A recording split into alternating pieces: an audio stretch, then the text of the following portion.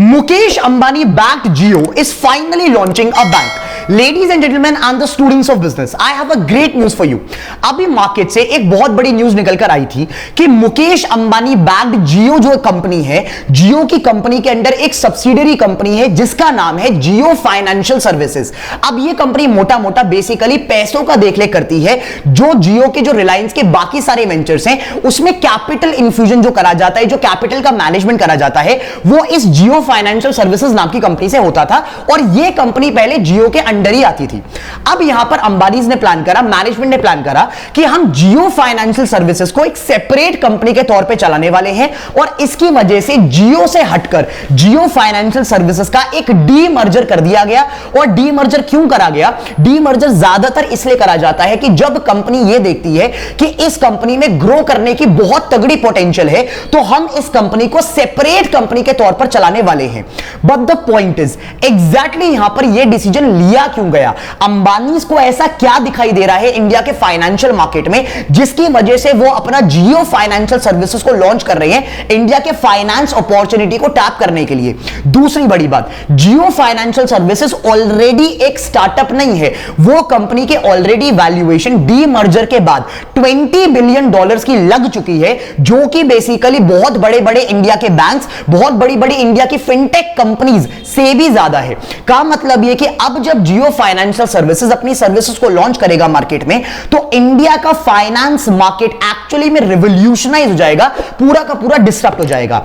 आज की वीडियो में डीपली एनालाइज करने वाले हैं कि जियो की, रिलायंस की इस डीमर्जर के पीछे, जियो फाइनेंशियल सर्विसेज के पीछे एग्जैक्टली स्ट्रैटेजी क्या होने वाली है, कैसे हमारा इंडिया का फाइनेंशियल मार्केट आने वाले कुछ टाइम में बहुत ज्यादा रिवोल्यूशनाइज होने वाला है।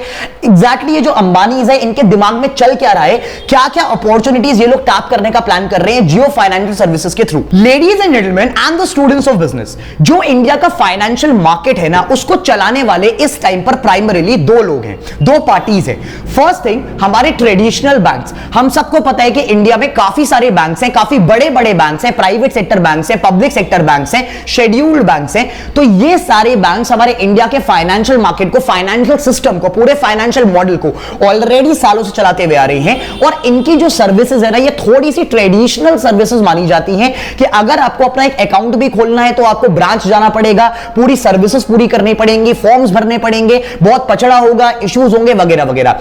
इन बैंक्स को जनरली इस टेक की मतलब दुनिया में, टेक वर्ल्ड में ज्यादा फ्रेंडली नहीं माना जाता। इनको बोला जाता है कि यार ये ना बैंक्स बहुत खून चूसते हैं कस्टमर्स का और कस्टमर्स ज्यादातर कोशिश करते हैं कि बैंक से किस तरीके से बचा जा सके।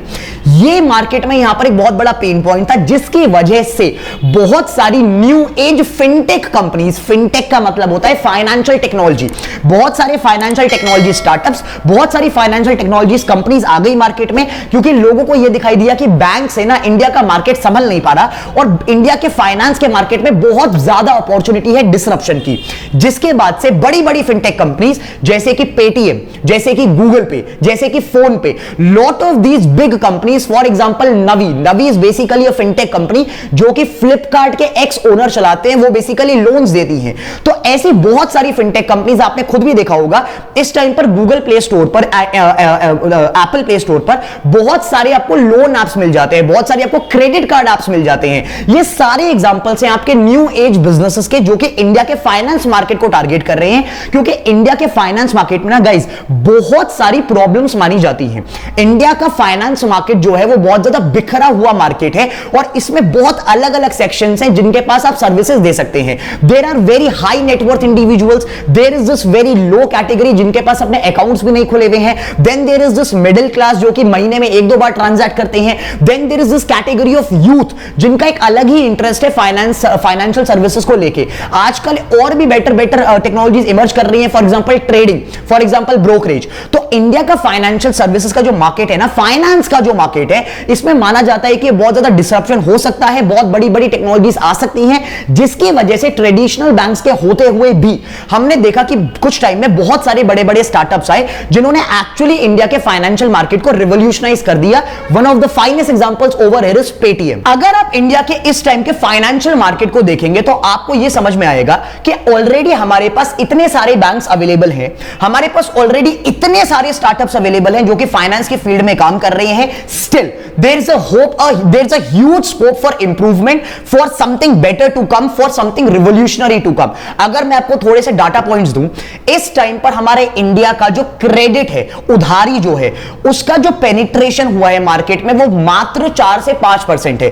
का मतलब यह कि अगर हमारे देश में 100 लोग रहते हैं तो 100 में से सिर्फ 4 से 5 ऐसे लोग हैं जिनके पास किसी तरीके का कोई लोन, किसी तरीके का कोई क्रेडिट कार्ड यहां पर उनके पास अवेलेबल है। अगर मैं आपको थोड़े और नंबर्स पुट अप करूं, हमारा इंडिया जिसकी पॉपुलेशन करीब करीब 130 करोड़ से 140 करोड़ से, उसमें मात्र 7 से 8 करोड़ लोग ऐसे हैं जिनके पास एक क्रेडिट कार्ड है। का मतलब यह कि 100 करोड़ से ऊपर लोग अभी भी ऐसे हैं जिनके पास कोई क्रेडिट कार्ड नहीं है, उन तक लोन्स नहीं पहुंचे हैं, उन तक क्रेडिट नहीं पहुंचा है।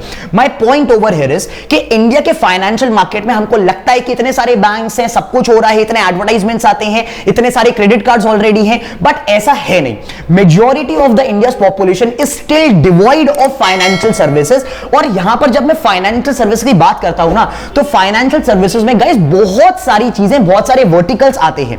For example credit cards, one of the core elements of financial business. For example loans, अब लोन्स भी बहुत सारे टाइप्स के होते हैं। We have personal loans, we have home loans, we have mortgage loans, we have gold loans. अब यहां पर और बेटर सर्विसेज आ रही हैं आजकल मॉडर्न टेक की। फॉर एग्जांपल ट्रेडिंग सर्विसेज, जिसमें आपके ज़ीरोधा आते हैं, जिसमें आपके ऑक्टाएफएक्स आते हैं जो कि ब्रोकरेजेस में डील करते हैं। Then there are other services such as insurance. आजकल बहुत सारी कंपनीज आपको देखने को मिल रही हैं जो कि इंश्योरेंस के मार्केट में आ रही हैं, और ये भी फाइनेंशियल सर्विसेज का ही एक एलिमेंट है। Then there are companies which are doing something called as payment gateway. अगर आप ऑनलाइन ट्रांजैक्शन कर रहे हैं, ऑनलाइन सेल परचेस कर रहे हैं, ऑनलाइन माल बेच रहे हैं, तो आपको पेमेंट एक्सेप्ट करने के लिए एक पेमेंट गेटवे की जरूरत होती है, और बहुत सारी कंपनीज फॉर एग्जांपल रेजर पे उसी पेमेंट गेटवे में डील कर रही हैं। My point is financial services में ना एक चीज नहीं आती, सिर्फ ट्रेडिशनल बैंकिंग नहीं आता। जैसे जैसे कस्टमर्स इवॉल्व कर रहे हैं, जैसे जैसे टेक्नोलॉजी इवॉल्व कर रही है, फाइनेंशियल सर्विसेज भी इवॉल्व कर रही है, और बहुत ज्यादा इवॉल्व कर रही है कस्टमर की नीड्स को पूरा करने के लिए। अब एक तरफ अंबानीज को यह दिखाई दे रहा है कि इंडिया का इतना बड़ा मार्केट है जहां पर फाइनेंशियल सर्विसेज पहुंचाई जा सकती है, जहां पर कस्टमर्स को एंड पॉइंट तक आके टच करा जा सकता है। प्लस उनको यह दिखाई दे रहा है कि इंडिया का जो मार्केट है ना, वो बहुत ज्यादा फ्रेंडली है फाइनेंशियल सर्विसेज को एडॉप्ट करने के लिए। इसका क्या मतलब है? बहुत सारे कंट्रीज ऐसे हैं बाहर के जिन लोगों ने पेमेंट्स को ट्राई करा कि हम कैसे अपने पेमेंट्स को ऑनलाइन कर सकते हैं, और उसमें फाइनेस्ट एग्जांपल है यूरोप का। यूरोप में हमसे बहुत पहले पेमेंट्स आ गए, ऑनलाइन पेमेंट्स आ गए, बट इंडिया के यूपीआई को कोई बीट नहीं कर पाया, क्योंकि इंडिया के यूपीआई को लोगों ने जितना एडॉप्ट करा उतना एडॉप्शन पूरे यूरोप में कलेक्टिवली नहीं देखने को मिला। वहां पर आज की डेट में भी मेजॉरिटी पेमेंट्स कैश में होते हैं, और अगर आप हमारे इंडिया की बात करेंगे, मेजॉरिटी पेमेंट्स टमाटर खरीदने से लेकर एक नॉर्मल कुछ ग्रोसरी खरीदने तक, everything is done through Paytm, through these online payment services. The point is, Ambanis को एक तरफ यह दिखाई दिया कि इंडिया में प्रॉब्लम बहुत बड़ी है, क्योंकि अभी तक फाइनेंशियल सर्विसेज बिल्कुल एंड कंज्यूमर तक नहीं पहुंची, और बहुत सारे कंज्यूमर्स ऐसे हैं जिन तक loans, credit cards, financial services, bank accounts, insurance, payment gateways, all of these services अभी तक नहीं पहुंच पाई हैं। सेकेंडली, अंबानीज को यह दिखाई दिया कि customers are actually willing to adopt these technologies. अगर कस्टमर को आप एक बढ़िया टेक्नोलॉजी बनाकर दोगे इंडिया के, तो वो बड़ा जल्दी आपके टेक्नोलॉजी पर एडॉप्ट कर लेगा, क्योंकि इंडिया का फाइनेंशियल मार्केट जो पूरा मार्केट है फाइनेंशियल सर्विसेज का, वो ऐसा ही है। This is the reason why इन लोगों ने प्लान करा, अंबानीज ने प्लान करा कि अब हम अपने फाइनेंशियल सर्विसेज वाली कंपनी जियो फाइनेंशियल सर्विसेज को जियो से हटकर एक डीमर्जर कर अलग कंपनी के तौर पे चलाएंगे। और अब इस कंपनी का विजन है कि ये इंडिया के फाइनेंशियल सर्विसेज के मार्केट को बदल दे, हर पॉसिबल सेगमेंट में, लोन से लेकर credit cards, payment gateway, brokerage, bank accounts, आपको सब कुछ देखने को मिलने वाला है इस कंपनी के थ्रू। ये कंपनी बहुत जल्दी एसेट मैनेजमेंट में आने वाली है, वेंचर कैपिटल हमें देखने को मिलेगा, इन्वेस्टमेंट्स हमें देखने को मिलेंगे। We are going to see a lot of services by this financial arm of Jio financial limited. हम सबको पता है कि अंबानीज को इंडिया के कस्टमर्स की नब्ज पता है, उनको पता है कि इंडिया के कस्टमर को क्या पसंद आएगा और क्या पसंद नहीं आएगा। अगर अंबानी की ये स्ट्रैटेजी सही बैठती है और वो उनका एग्जीक्यूशन सही कर पाते हैं, जियो फाइनेंशियल सर्विसेज को मार्केट में सही तरीके से निकाल पाते हैं, तो एक्चुअली इंडिया का फाइनेंशियल मार्केट एक बार फिर डिसरप्ट होने वाला है। और इस बार का डिसरप्शन ऐसा होगा कि मार्केट से बहुत सारी कंपनीज एक्चुअली में जियो खा जाएगा, क्योंकि आपने देखा था कि जब जियो टेलीकॉम में आया था तो यही चीज हुई कि एस्टैब्लिश्ड प्लेयर्स भी मार्केट से चले गए। Same thing is going to happen अगर जियो फाइनेंशियल सर्विसेज ने अपना एग्जीक्यूशन बढ़िया तरीके से कर दिया इंडिया के मार्केट में, तो इंडिया का फाइनेंशियल मार्केट हमेशा के लिए बदल जाएगा और सारा बेनिफिट मिलेगा हमारे इंडिया के प्यारे कस्टमर्स को। What is your opinion on this entire analysis? क्या आपको लगता है कि जियो फाइनेंशियल सर्विसेज इंडिया के मार्केट में सक्सेसफुल हो पाएगा और ट्रेडिशनल बैंक्स और इन न्यू एज फिनटेक कंपनीज जैसे पेटीएम, जैसे फोन पे से कॉम्पीट कर पाएगा? Do comment your analysis, your insights on this entire case and let me know. Thank you.